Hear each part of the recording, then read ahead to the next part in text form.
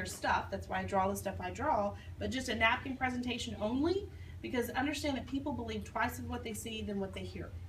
So you can know your stuff inside and out, but for whatever reason, when they see it in print, it's the gospel. I didn't say anything else that was on this print, but for whatever reason, because it was printed, it's the gospel. Does that make sense? But some of the slides that you have to transition or show people, like when you're going through this, for instance, when you're transitioning from right here, from our crusade to who we are and what we do and why we do things, our mission is to get a bigger side of percentage from this population, from this side of the screen to that side of the screen. When you transition to, here are some of the financial concepts that we show people when we take them through this process. So now you're into the concepts and you're talking about the 3 legs, and you're talking about when you transition from this, would you agree that it's going to take money or wealth to fund all those things we talked about? The home, the college, the debt, all of those things, and then you give them the wealth formula. But you have to explain to them why you're giving them, you tie those 2 things together, why you're giving it to them. And then circle back in reference to the information that they fed you. Oh, well, the reasons I would be setting money aside for my financial objectives, Julia, would be for my retirement, or for my kids' college, or for legacy, or to pay off my home, or whatever it is. So that you're pulling them into the presentation all along. Now, I do group presentations a lot, so I am really good about pulling the group in. But when you're sitting across the table from someone, it's really a lot more personal than even what I just did, because you're pulling them in through the whole process and tying it back to their personal situation. So when you made that connection, you got their kids' names, I hope you jotted that down somewhere, so that when you're later talking through the presentation, you can drop their names in there, and it makes it personal to them, and they perk up and pay attention. So, when you're talking about Maymay's college, how much of a college fund do you want to set aside for them? Are you talking about you want to fund them part of it and help them, all of it, or you want them to go get a job and figure it out on their own? Is that a financial objective for you? When you are going through those things and you're listing those out, you're pulling them into that presentation all the way through.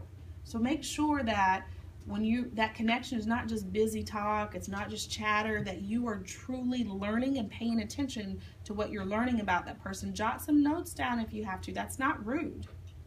In fact, if you're writing stuff down as you're talking to them, they know that you're engaged and you're genuinely interested in improving their situation in some shape, form, or fashion.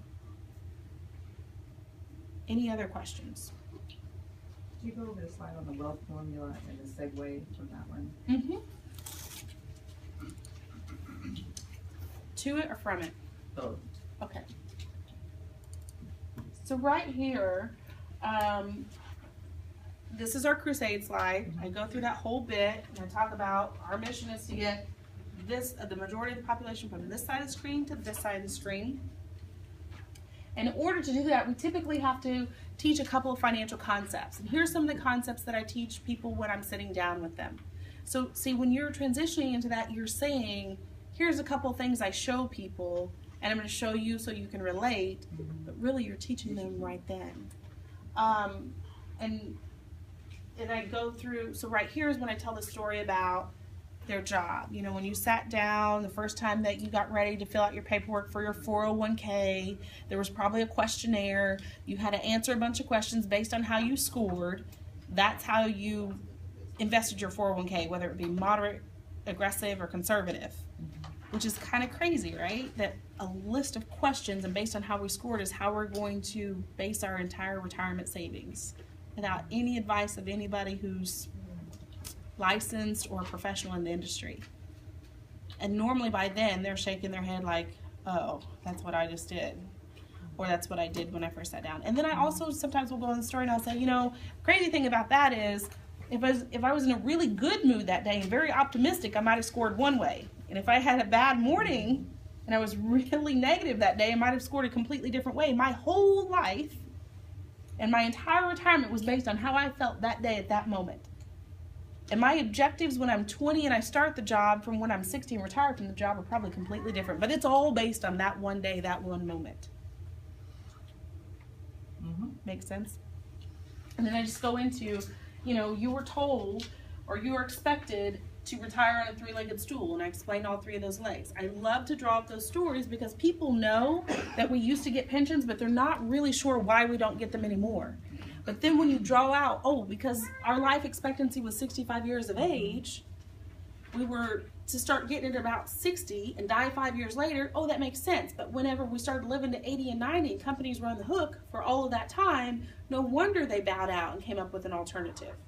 If they only had to slide a check across the table instead of a bottomless bucket of money.